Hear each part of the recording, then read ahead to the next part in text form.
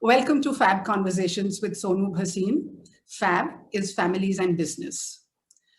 Jaipur Rugs is one of India's largest manufacturers of handmade carpets and rugs. It was started in 1978 with just two looms and eight artisans. And now, after more than 40 years, it has over 40,000 artisans spread across 600 villages of India. Yogesh Chaudhary is the second generation of this business. And he says that he is an accidental entrant into the business. I do want to find out more about this accidental entrant bit. And I am delighted to have Yogesh as part of Fab Conversations. So welcome, Yogesh, and looking forward to finding out more about the accident and, of course, more about your life and about Jaipur Rugs. So let's get started. Thank you so much. It's a pleasure to be talking to you. Great. So Yogesh, you were in first year college or around that time in Boston, and you came home for a break. And then accidentally you just stayed back and have since then worked with the family business. So tell us about what happened at that time that led you to drop everything and join the family business. Sure. So this is back in 2006, and I'd finished 2 years out of my 4 years, and I was in India just for a month for my summer break. And then I was supposed to go back and do an internship at a tech startup and then join back college. Now, as soon as I came home, in the first few days only, we had a robbery in our office, and somebody had stolen a decent bit of money, from the bank account, and there was police investigations going on. They were coming in, questioning all the people in the office, just trying to figure out who it was. And it took a little while, but we were able to find the culprit. But what happened, unfortunately, is because of that, a couple of very senior people who were, say, the right and the left hand of my father, resigned. And my father was extremely dependent upon them on various aspects of the business, and he was under a lot of pressure. So I thought, I'll let me take a semester off and cancel my internship, and then maybe I'll take 1 semester off, 2 semesters off, and just help my father, and somebody else will come in place, and I'll get to learn, and I'll go back. So I joined business then, and then, obviously, as they say that with Marwadi families and the young guy coming in business, and then, for me, it was amazing. And, I decided, I just stayed back and never went back to college. Yeah, and I'm sure that your dad's delighted that you took that decision. But talking about your dad, he started it in 1978. And he used to travel into the interiors of Gujarat and Rajasthan because that's where his artisans were. Now, those were the days when there were no cell phones, leave alone, even the landlines were difficult. And your dad had to keep in touch with his artisans. How did he keep in touch with them? I think there's an interesting story there. Yes, I think he's always been a very big believer of communication. And from the very first day, he created systems where you were going and meeting the artisans extremely often. So I remember growing up in Gujarat, in the 90s, every morning he would leave between like 6 and 7 in the morning, and, come back at 8 in the evening, and all he was doing was going village to village, door to door. But what he did, interestingly, I think back then was also because there was no networks, he built his own network. So he took a license from the government to put a couple of repeater stations, and we had walkie-talkies. So essentially, he was using walkie-talkies to communicate in this diverse region across Gujarat.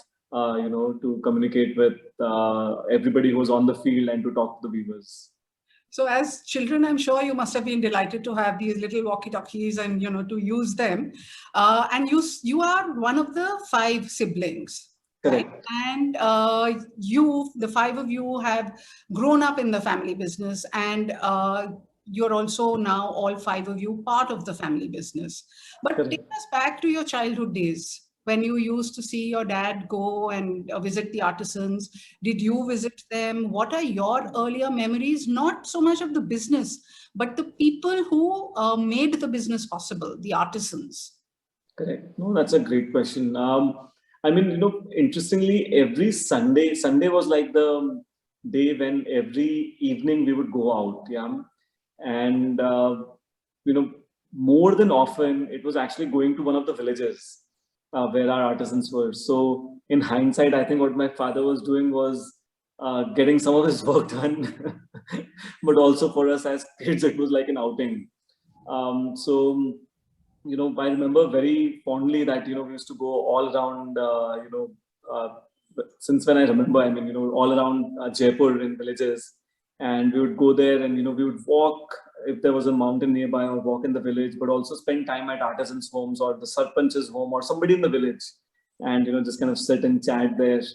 And I think that was, I mean, and I have so many stories from there. One maybe I'll share, which still remains very peculiar, was my father once said that there's this new village where we started work, but there's also this beautiful mountain. So from, if you go on top of that, you can actually see the entire highway, and it has a gorgeous view.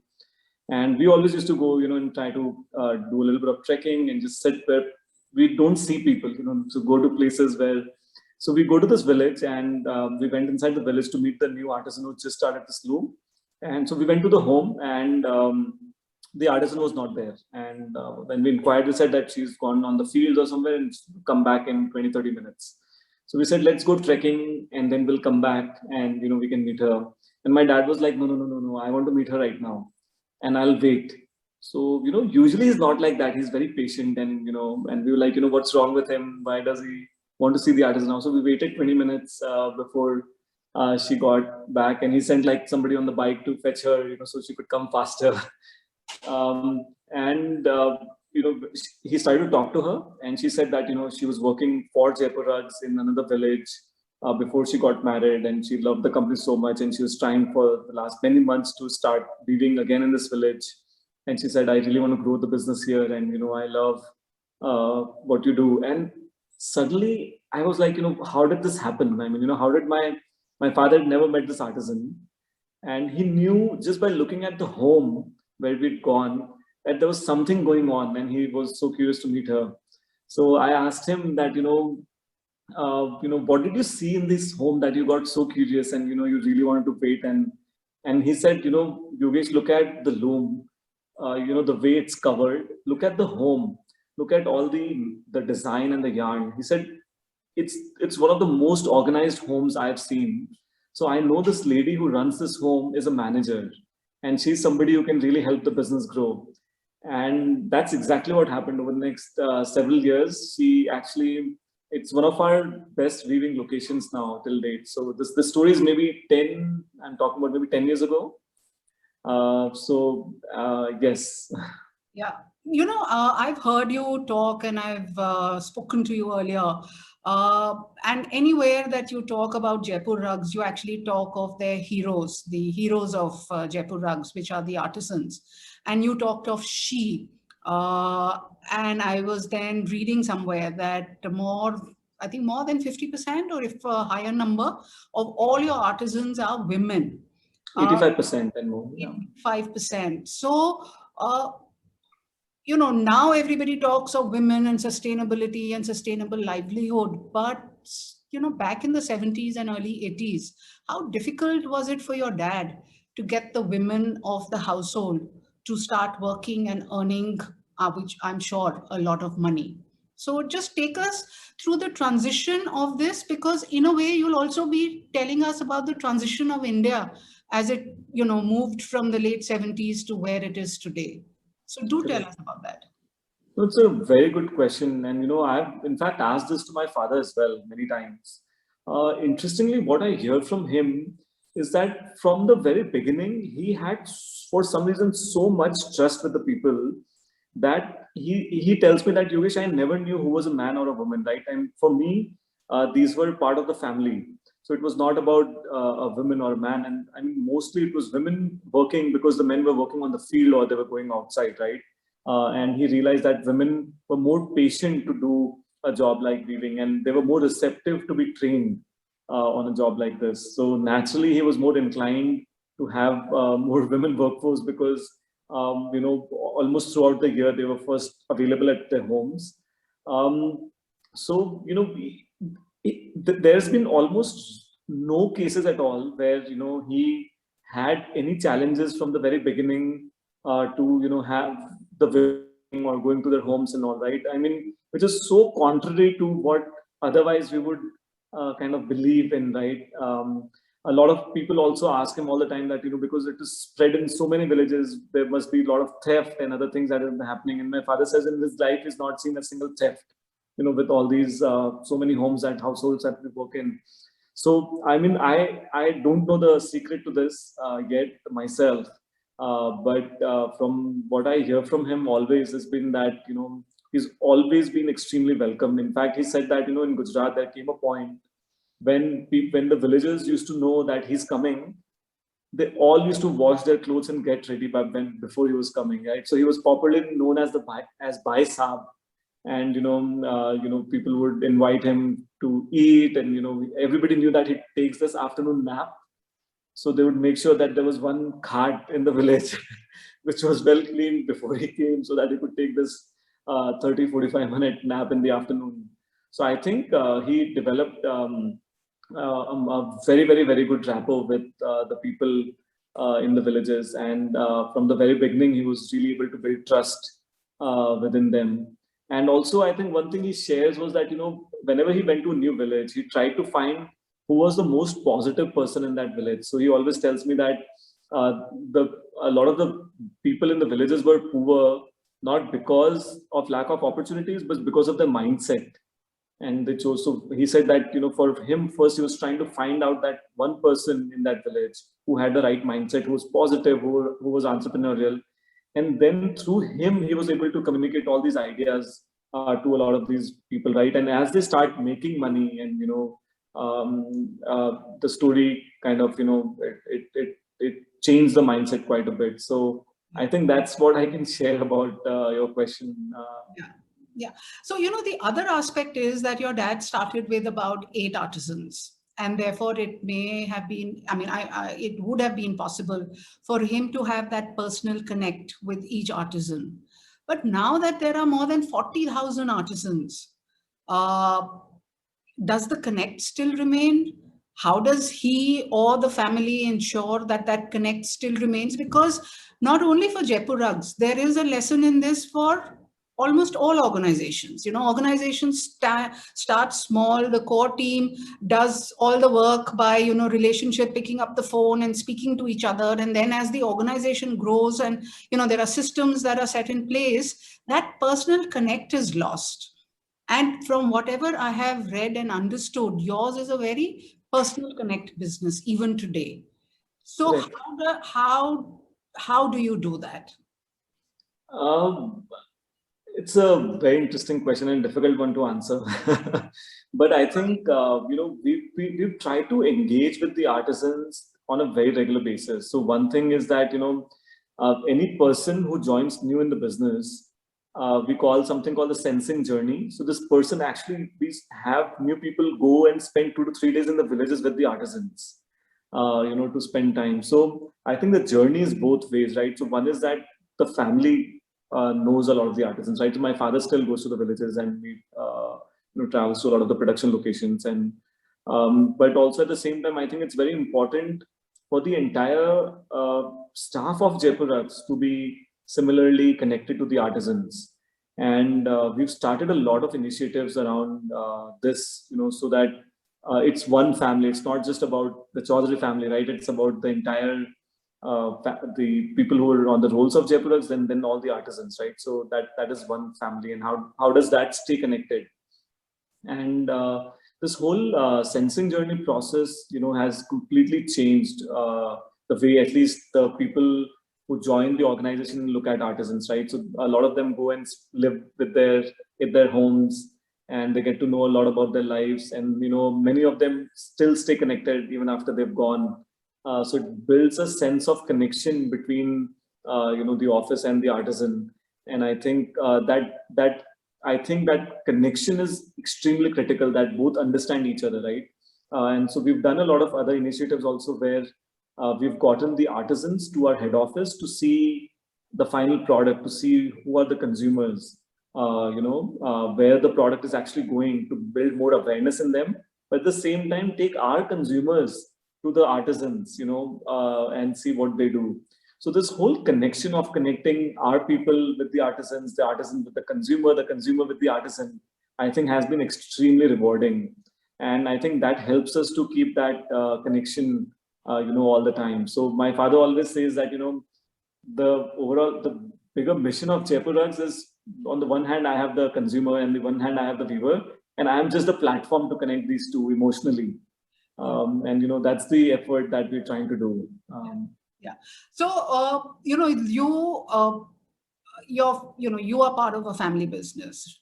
Are your artisans also creating a family business of their own, where that skill and the business of weaving, is that also being passed down from one generation to the other, or are you seeing a change there? So it's a mix. I think a lot of the viewers like to pass it down. I think the good thing is that India has been expanding so rapidly that the kind of opportunities that are being created are amazing, right? Uh, One thing which I think I would say my father would be extremely proud of is that because of his work in the villages where there was not too much access, we were trying to track like a few hundred artisans who were working for him in the early days, and 70% of them today run their own businesses. So it including chai ki thirdi, to a small shop in the village, to some of them have become larger traders, or owners. So I think there's a short-term impact and a long-term impact. And when we go back and see, in the last 20, 30 years or 40 years, I think because of the money that a lot of these people earned from this, and they were able to start their own businesses. And I think there are maybe over 10,000 entrepreneurs that have been created independently. But I think in the weaving itself, I mean, a lot of the new generation, fortunately, is also coming, and learning. And we have the Jaipur Rugs Foundation, which is kind of geared around to, train and engage more with the artisans and their families. Yeah. Yeah. No, it's fascinating, and I'll come back to your heroes a little later. But let me now come back to you and family in the family business. It's not very common to find all five children, daughters and sons, part of the core business. Yours is one such family. Iska credit goes to who? I mean, does it go Mom. to dad, mom, or what? I mean, nobody really planned to be. I mean, this was not planned. I think it all kind of happened. I mean, my father, I think, always saw it, so it was back at the back of his mind. And our mom is the connector in the family, who's always making sure everybody's connected. And I think somehow together they made it happen. So originally, no, it was never planned that everybody was going to be in business, or we never really talked about it, to be very honest, right? I mean, some of us aspired to be in the business, some of us maybe had different plans, but eventually we all ended up in the business. And I think one reason that we've stuck so long was that our father always gave us complete freedom, right? So like when I joined business, and I was 19 when I joined, he never told me ki ye karo aur ye mat karo, which was very surprising, right? When I hear a lot of the new or my friends and the new generation, is that their fathers are teaching them so much that you feel kind of restricted in a box. And I think one of the reasons where I always was so proud and I was always so motivated was that he was there when he was needed, but otherwise he was not there, right? I mean, he was always around, but yeah, he was never trying to interfere or tell me what to do. So we learned things our own way. And I think that was beautiful. And we kind of found our own places in the business, right? So two of my eldest sisters kind of ran the American division. My third sister was a designer, so she was heading design. I kind of took over the sales and the finance bit. My younger brother joined, a few years ago, and he kind of is now acting as a connecting dot between the businesses and new technology and new businesses. And also, it kind of all fell in place. But I think I would give a lot of credit to or rather all the credit to my parents. Otherwise, I don't think it would have happened, right? With so many people running the business at the top. I think all your friends need to catch hold of your dad and let him have a tutorial with their own fathers, so that their fathers can learn something from your dad, because it is unusual for a patriarch not to be controlling. Most patriarchs do end up being controlling. But how do you brothers and sisters handle disagreements and arguments? Because it is impossible for five siblings to agree on everything. Oh, So absolutely. how do you ensure that your personal disagreements don't enter the business, and your arguments around the business don't come back and affect your relationship, personal relationship? Correct. So for us, I mean, the business and family is so intertwined that you can literally never separate the two, right? I mean, you can never say that किसी का office में किसी से argument हो गया और घर जाके वो फिर भी अच्छे दोस्त हैं, right? So that differentiation is not really there in our family. And for the longest time, if uh, we had a fight in business, we would end up stop talking to each other, personally also. But I think over the last maybe 5-7 years, we've come to really say and respect each other a lot more. We hired even a family consultant, and I think that also helped us tremendously, because they were all, they were able to clear out a lot we had in our heads, right? I mean, at the end of the day, we all love each other, but because of something that we have for them or against them, you build a lot of biases. And I think we also, as I would say, my mom was the connecting point, right? So when, say, I had issue with my elder sister, and all of us invariably would go to her and tell, right, that ये हुआ, उन्होंने ये बोल दिया, या वो ये नहीं करने दे रही मुझे, ऐसे हुआ. And she would make sure that she was communicating with both of us, right? And indirectly resolving that difference out. So I think we never had issues which came to a point which became so big that, you kind of think of breaking up and, kind of moving too far away. And so I think that I would give all the credit to my mother, because she acted as the central pivot who was always making sure that we were all connected. And I think later with the whole family consultant, I think that helped again tremendously to sort things out, right? So now we disagree on things, but then we agree on the disagreement, and the other advantage is that, we're all independently running different areas of the business, right? And it's actually two different businesses. So, we let each other run it the way they wanted to, rather than, kind of telling what to do. So that way it's worked out decently well. Yeah, but I mean, we have a lot of arguments and we disagree on a lot of things all the time. So absolutely.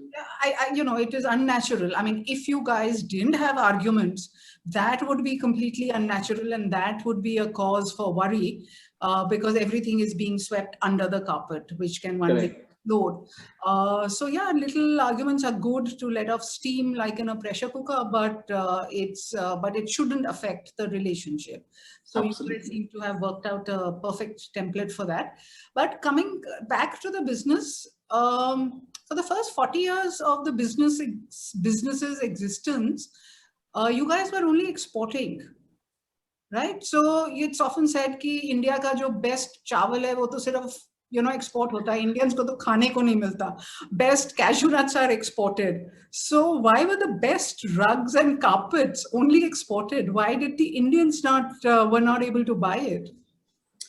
I think in hindsight, when I look back at it, I think it was a big mistake. I think we should have started. I mean, more than just the Indian market, I think we were really worried about people copying the designs and, people learning the way we do business and all of that, right? I mean, thoda sa, I think it was just a fear. And when we realized that, nobody can really copy your core, you as a business, I think that gave a lot of confidence. So right now, everything is online, I mean, the pricing to the designs and everything. So I think a lot of the exporter community, if I were to say, we are very competitive, right? So we are always like, iska copy nahi kar le, wo nahi kar le. And that mindset prevailed when you're thinking about India as a business. And I still see that with a lot of exporters, so a lot of my friends who I keep telling that, you should create a secondary market in India because it's home and we are, if something goes wrong, it's still good to have a little bit of eggs in, other baskets. And they keep saying that, no, it's not worth because people will copy. And I realized that I had the same mindset, back then. So I think more than anything, it's a mindset issue. When we started also, everybody believed that, it will be a failure and we'll lose a lot of money. And we did for the first few years, but I think it's a more long-term thing. And I mean, India is rapidly growing, right? So things are changing very fast here. So yeah, I mean, I would call it a gross mistake for the business. Yeah, no, now that the Indians are able to experience the rugs, I think wo kya kehte hain, der aaye durust aaye. So I'm sure that it is fine. But the last year and a half has been really tough. And has it, what has it been like you? Because your artisans are all spread over, maybe in places where there's not enough medical help. So how have you guys handled the pandemic? And also every crisis teaches us something new. So what has this crisis taught you personally? Yeah, I mean, I have a very long answer. I'll try to keep it short. So please warn me if I'm going too long. But I think fundamentally the whole business was built on the idea of social distancing, right? So because viewers are working independently from their homes, and we Work really from home started in the 70s for you. Yes, exactly. So this was work from home, social distancing was a part of it. So a lot of the challenges that we've had with Corona, fortunately, were inbuilt in the system of the organization. Now, luckily for us, even before the lockdown came, we as a business, at least in our headquarters and everywhere else, had decided to start working from home, to try test and make sure that, if something went off the charts, we were prepared for it. So when the lockdown was announced, before that, we'd already announced a work from home in our office. And I think that kind of really helped us, right? Because we were ready and we'd done all the ground level work and we were not completely surprised when it came. Interestingly, the first month and a half, 2 months were really bad, right? We were not able to ship anything. Our revenue was absolutely zero. And even in June, we came to maybe 33% of our revenue. But what interestingly happened was because people were spending all their times in the home industry in the US picked up tremendously. And now the government was giving free money right there. And people were not spending on restaurants, travel, and everywhere else. So the only place they had was to just shop online. And you couldn't go out, so you're not shopping clothing as much. So it invariably ended up being products. A lot of to do with home. So our US division, which is our biggest division, started to do extremely well, as soon as the first month and a half to kind of went away. And over the next few months from July to November, we kind of had like this crazy, huge run, and we actually increased, our production during the lockdown increased because artisans were also spending more time at their homes. And we were fortunately be able to work with the government to take special permissions to make sure that we were delivering the material and all of that, to their homes. Luckily, so far, we haven't really seen COVID in the villages. Last time also with the foundation, we were distributing, even before the government announced the ration and all. So we were distributing basic amenities in some of the villages that we work in. Especially around Bikaner and other places where there was a lot of suffering around lost jobs. We've stayed very active throughout this period. We still are very active, on the ground, making sure that we're teaching people in the villages about, keeping, maintaining cleanliness, keeping, staying indoors as much as they can. So a lot of that is happening. Business-wise, it's been fortunately a blessing. It's pushed our business. So we've grown last year, and we're hoping to again grow this year. And personally, what has been? Yes. Yeah, so over the last 10, 15 years, I was used to a routine of traveling a lot and doing business a certain way, and suddenly this time came when, I was so lost in the first 2 months, what to do. And, started to attend a few webinars, because that was the thing, last year in the mid of May. And I attended two in particular that kind of changed my complete mindset, right? One was based on sales. He was one of the best sales coach in the world. And how he was talking about that the pandemic is going to be there for 2-3 years, but don't sit, you have to work much harder. And so we started to regroup all our teams within the organization.